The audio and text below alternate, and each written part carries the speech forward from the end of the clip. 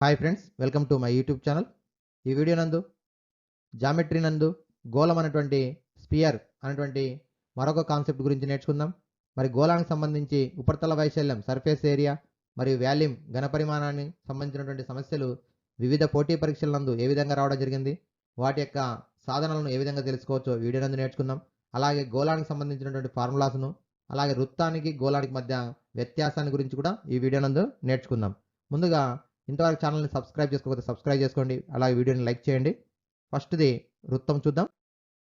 ఒక సమతలంలో ఒక స్థిర బిందువు నుండి సమాన దూరంలో ఉన్నటువంటి అనేక బిందువుల సమితినే వృత్తము అంటాము. ఇక్కడ స్థిర బిందువును వృత్త కేంద్రము అంటాము, స్థిర దూరంని వృత్త వ్యాసార్థం అంటాము. వ్యాసార్థాన్ని ఇంగ్లీష్లో రేడియస్ అంటాం కాబట్టి ఆర్ అనే అక్షరం చేత సూచిస్తాం. మరి వృత్త కేంద్రం నుంచి వృత్తం పైన బిందువుని కలిపే ఈ రేఖాఖండాన్ని మనం వ్యాసార్థం అంటాం, ఆర్ అనే అక్షరం చేత సూచిస్తాం. ఇది సమతలం లోపల. ఇప్పుడు గోళం అనేది అంతరాళంలో ఒక స్థిర బిందువు నుండి సమాన దూరంలో ఉన్నటువంటి అనేక బిందువుల సమితిని గోళము అంటాము. ఇది అంతరాళంలో అనగా 3 డైమెన్షనల్ ఫిగర్, పొడవు, వెడల్పు, ఎత్తు, x అక్షము, y అక్షము, z అక్షము ఉన్నటువంటి 3 కొలతలు ఉన్నటువంటి ఇది గోళం. మరి ఇక్కడ కూడా స్థిర బిందువును గోళం యొక్క కేంద్రము అంటాము, స్థిర దూరాన్ని గోళం యొక్క వ్యాసార్థం అని అంటాము. ఇక్కడ కూడా మనకి ఒకటే కొలత ఉంటుంది, వ్యాసార్థం 6 ఉంటుంది. కొన్ని సందర్భాల్లో వ్యాసం ఇచ్చినట్టయితే వ్యాసాన్ని సగం చేసినట్టయితే మనకి వ్యాసార్థము వస్తుంది. ఇప్పుడు గోళానికి సంబంధించినటువంటి 2 సూత్రాలు ఉన్నాయి. ఆరు వ్యాసార్థం కలిగినటువంటి గోళం యొక్క ఉపరితల వైశాల్యం వచ్చేసి 4πr². అలాగే గోళం యొక్క ఘనపరిమాణము 4/3πr³ ఘనపు యూనిట్లు.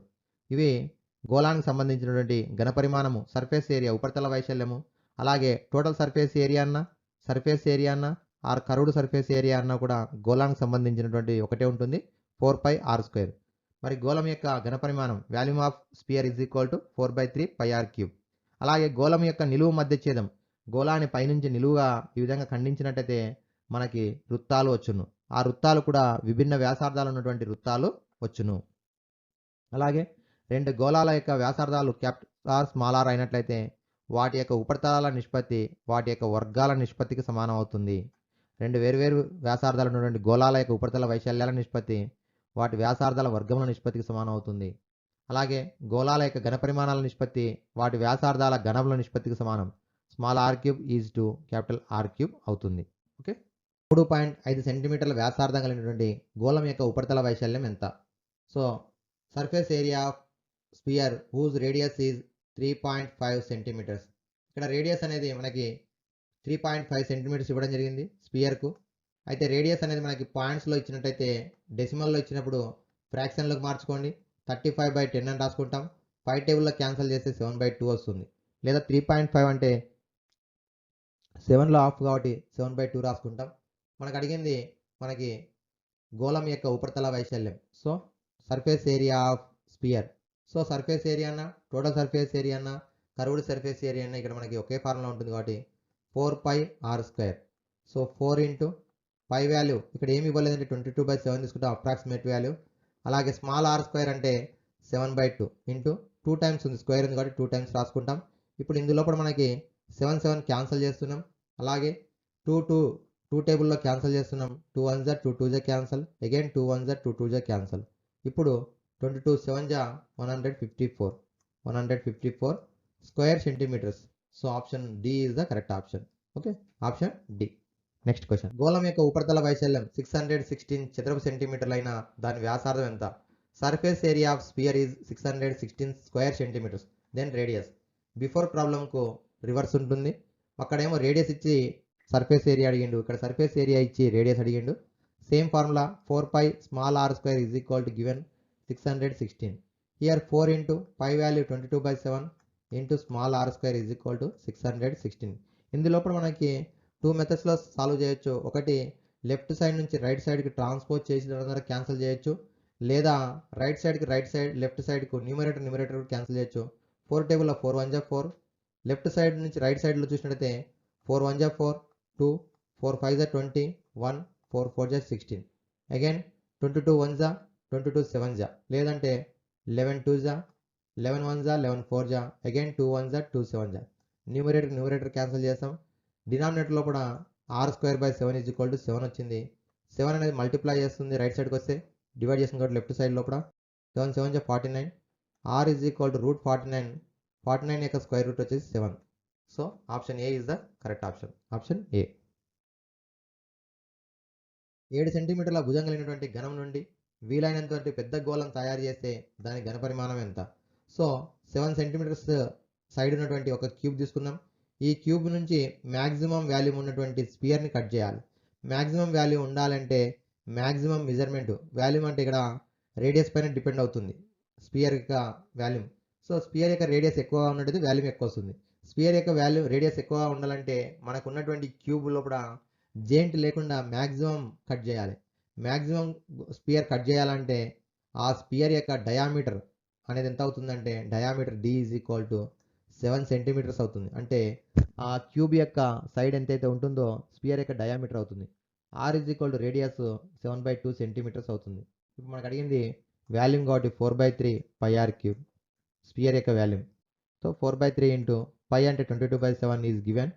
So radius is 7/2 into 7/2 into 7/2. ఇందులో కూడా న్యూమరేటర్లో డినామినేటర్లో ఏవైతే క్యాన్సిల్ అవుతున్నాయో క్యాన్సిల్ చేస్తున్నాం. ఫస్ట్ స్టెప్ లోపల 7 క్యాన్సిల్ అవుతుంది. 2 1 జా 2 2 జా క్యాన్సల్, 2 1 జా 2 1 జా క్యాన్సల్, 2 1 జా 2 11 జా క్యాన్సల్. 11 ఇంటూ 48 49 న్యూమరేటర్లో డినామినేటర్లో 3. 11 into 49 is equal to so 11 9 జా 99, 11 4 జా 44 53/3. 3 టేబుల్లో క్యాన్సిల్ చేస్తే 3 1 జా 3, 3 7 జా 21 2, 3 9 జా 27 2. ఇప్పుడు పాయింట్ 20 అవుతుంది. 3 6 జా 18, 179.6. Option D is the correct option. Okay, ఇక్కడ మనకి గుర్తుంచుకోవాల్సింది మనకి సైడ్ ఎంతైతే ఉందో క్యూబ్ యొక్క సైడ్ ఎంతైతే ఉందో మ్యాక్సిమం అంతే డయామీటర్ ఉన్నటువంటి స్పియర్ని కట్ చేయగలుగుతాం. ఓన్లీ స్పియరే కాదు, సిలిండర్ అయినా సరే అలాగే కోన్ అయినా సరే మ్యాక్సిమం హైట్ కానీ మ్యాక్సిమం డయామీటర్ కానీ సేమ్ 7 సెంటీమీటర్స్ ఉంటుంది. అది ఎప్పుడు మనకి ఇచ్చినటువంటిది లోహం కాకపోతే, మెల్టింగ్ చేయడానికి రాకపోతే. మెల్టింగ్ చేయడానికి వచ్చినట్టయితే మనకి వాల్యూమ్స్ ఈక్వల్ అవుతాయి. Okay, next question. TS TET 2022కు సంబంధించిన క్వశ్చన్. 6 సెంటీమీటర్ల వ్యాసార్థం కలిగినటువంటి ఇనుప బంతిని కరిగించి 8 సెంటీమీటర్ల వ్యాసార్థం గల స్తూపాన్ని ఏర్పరిస్తే ఆ స్తూపం ఎత్తు ఎంత? An metallic sphere of radius is 8 centimetres are melted to form a cylinder radius is 8 centimetres then height. So ఇప్పుడు ఇచ్చినటువంటి దానిలో కూడా స్పియర్ యొక్క రేడియస్ 6 సెంటీమీటర్స్ ఉంది. సిలిండర్ యొక్క రేడియస్ 8 సెంటీమీటర్స్గా చేంజ్ అయ్యేటట్టు తెలుసుకోవాలి. అయితే ఇక్కడ మెటాలిక్ స్పియర్ కాబట్టి కరిగించినట్టయితే ఒక షేప్ నుంచి ఇంకో షేప్ మార్చినప్పుడు వాల్యూమ్స్ ఈక్వల్ అవుతాయి. అనగా స్పియర్ యొక్క volume v1 is equal to cylinder యొక్క వాల్యూమ్ v2 అవుతుంది. v1 equal to v2. మరి స్పియర్ యొక్క volume 4/3 pi capital R cube. అలాగే సిలిండర్ యొక్క volume 2 pi r square h. Both sides pi cancel. 4/3 capital R cube అంటే మనకి sphere యొక్క radius 6 × 6. Right side మనకి సిలిండర్ యొక్క రేడియస్ 8 × 8 × h 8 × 8 × h. ఇప్పుడు లెఫ్ట్ సైడ్ రైట్ సైడ్ మనం క్యాన్సల్ చేద్దాం. క్యాన్సల్ చేసినట్టయితే రైట్ సైడ్ లెఫ్ట్ సైడ్లో 3 1 జా 3 2 జా క్యాన్సల్. నెక్స్ట్ది 4 1 జా 4 2 జా క్యాన్సల్, 2 2 క్యాన్సల్. రిమైనింగ్ 6 6 జా 36 left side. Right side 8 × h 8h. మనకు కావాల్సింది h వాల్యూ హైట్ కావాలి కాబట్టి 36/8. 8 టేబుల్లో క్యాన్సల్ చేస్తే 8 4 జా 32, 4 మిగులుతుంది. ఇప్పుడు పాయింట్ 40 40. సో 8 5 జా 40, 4.5 centimetres. Option D is the correct option. Last question in this video. Observe the question. ఒక గోళం యొక్క ఘనపరిమాణం దాని ఉపరితల వైశాల్యం రెండు కూడా సంఖ్యాత్మకంగా సమానమైతే దాని ఉపరితల వైశాల్యం ఎంత? Volume of sphere and surface area are equal, numerical values equal, then the surface area of sphere. ఇక్కడ రెండు కూడా సంఖ్యాత్మకంగా సమానంగా ఉన్నాయి. వాటి యొక్క మెజర్మెంట్స్ అలాగే వేరువేరుగా ఉంటాయి. గోళానికి ఏమో సెంటీమీటర్ క్యూబ్ ఉంటుంది, వైశాల్యానికి ఏమో సెంటీమీటర్ స్క్వేర్ ఉంటుంది. కానీ సంఖ్యలు మాత్రం సేమ్ ఉన్నాయని చెప్తున్నాడు కాబట్టి సో ఇందులో కూడా గోళం యొక్క ఘనపరిమాణము 4/3. సో గోళం యొక్క ఘనపరిమాణం వచ్చేసి 4/3 పై ఆర్ క్యూబ్ కాబట్టి 4/3 పై ఆర్ క్యూబ్. అలాగే ఉపరితల వైశాల్యం 4 పై ఆర్ స్క్వేర్. ఇక్కడ రేడియస్ రెండు కూడా సేమ్ ఉన్నాయి కాబట్టి 2 రాసుకుంటున్నాం. మరి right side left side 4 4 cancel, pi కూడా క్యాన్సల్ అవుతుంది. అలాగే left side r × r cube అంటే /3. Right side r × r. Coefficient ఏమి ఇక్కడ 1. సో 1r క్యాన్సల్ అవుతుంది, సెకండ్ క్యాన్సల్ అవుతుంది. r is equal to 3 divide చేస్తుంది. లెఫ్ట్ సైడ్ వస్తే మల్టిప్లై 1 3 జా 3. So small r radius is equal to 3 సెంటీమీటర్లు వచ్చింది. ఇప్పుడు మనకు కావాల్సింది మరి ఈక్వల్ అయితే మనకి సర్ఫేస్ ఏరియా అడిగిండు. సో మళ్ళీ again 4 πr². 4 into 5 into r అంటే రేడియస్ కాబట్టి 3 into 3 3 3 is 9 9 4 is 36 5. So option C is the correct option. Okay, ఈ విధంగా సంఖ్యలు సమానం చేస్తున్నాం. సంఖ్యలు సమానం చేస్తే రేడియస్ వచ్చింది. ఆ రేడియస్ని సబ్స్టిట్యూట్ చేసి మళ్ళీ సర్ఫేస్ ఏరియా ఫైండ్ అవుట్ చేయడం జరిగింది. 36 5 is the correct answer. Okay, thank you friends. మరి నెక్స్ట్ వీడియోలో కూడా మరికొన్ని సమస్యలను ఏ విధంగా సాధించవచ్చో నేర్చుకుందాం.